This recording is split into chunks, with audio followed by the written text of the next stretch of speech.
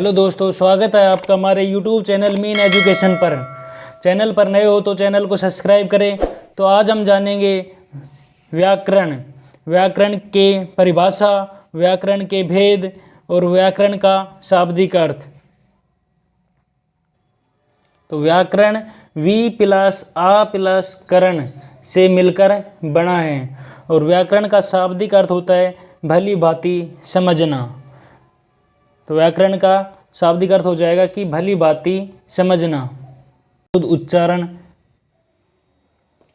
तो व्याकरण की परिभाषा हो जाएगी कि व्याकरण वह पुस्तक है जो हमें भाषा के शुद्ध उच्चारण, शुद्ध लेखन व शुद्ध प्रयोग का ज्ञान प्रदान करता है। तो व्याकरण हमें भाषा का शुद्ध उच्चारण करना, शुद्ध लिखना व शुद्ध भाषा का प्रयोग करना का ज्ञान प्रदान करता है। जैसे राम जाति है, राम जाति है, तो यह वाक्य कैसा है? अशुद्ध है।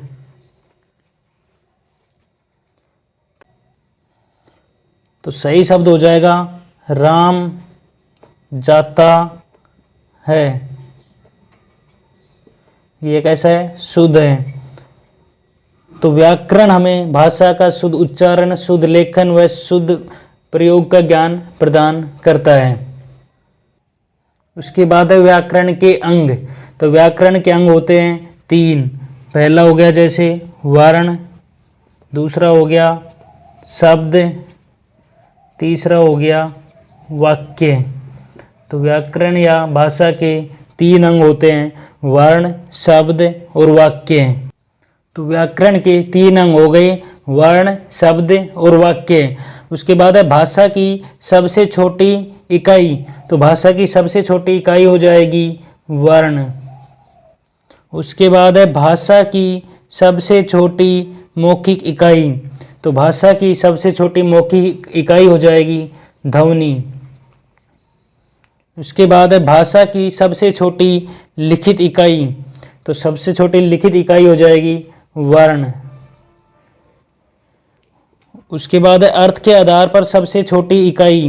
तो अर्थ के आधार पर सबसे छोटी इकाई हो जाएगी शब्द। और भाषा का सबसे बड़ा अंग है, तो भाषा का सबसे बड़ा अंग हो जाएगा वाक्य।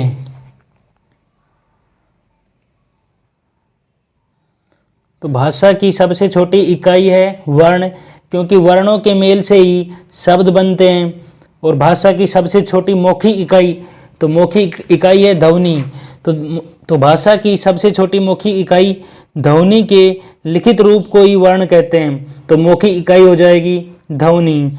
और भाषा की सबसे छोटी लिखित इकाई है वर्ण, और भाषा का सबसे बड़ा अंग हो जाएगा वाक्य। तो वर्ण की परिभाषा हो जाएगी कि भाषा की सबसे छोटी मौखिक इकाई ध्वनि के लिखित रूप को वर्ण कहते हैं। यानी भाषा की सबसे छोटी है मौखिक इकाई, यानी जब हम बोलते हैं वो ध्वनि है। और जब ध्वनि को लिख दिया जाता है, लिखित रूप को ही वर्ण कहते हैं। और वर्ण के 2 भेद होते हैं, पहला है स्वर, दूसरा है व्यंजन। तो वर्ण के 2 भेद हो गए, स्वर और व्यंजन। दूसरा है शब्द। तो 2 या 2 से अधिक वर्णों का सार्थक योग शब्द कहलाता है। जब 2 या 2 से अधिक वर्ण आपस में मिलकर जब उसका सार्थक योग होता है, यानी सही अर्थ निकलता है, तो वह शब्द कहलाता है। जैसे च प्लस ए प्लस मैं प्लस न प्लस ए, तो बन जाएगा चमन। तो 2 या 2 से अधिक वर्णों का सार्थक योग शब्द कहलाता है। उसके बाद है तीसरा वाक्य। तो वाक्य किसे कहते हैं? जब 2 या 2 से अधिक शब्दों का सार्थक योग वाक्य कहलाता है। जब कोई 2 या 2 से अधिक शब्द हैं, उन शब्दों का सार्थक योग हो और तो योग के बाद वाक्य कहलाता है। जैसे राम पुस्तक पढ़ता है। तो राम शब्द है, पुस्तक कोई शब्द है, पढ़ता शब्द है। जब ये आपस में मिलकर कोई सार्थक योग हो रहा है इनका, तो यह पूरा क्या कहलाएगा? वाक्य कहलाएगा। राम पुस्तक पढ़ता है।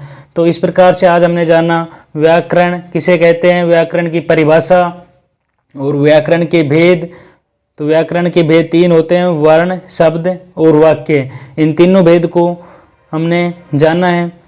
तो वीडियो को लाइक एंड सब्सक्राइब जरूर करें। धन्यवाद।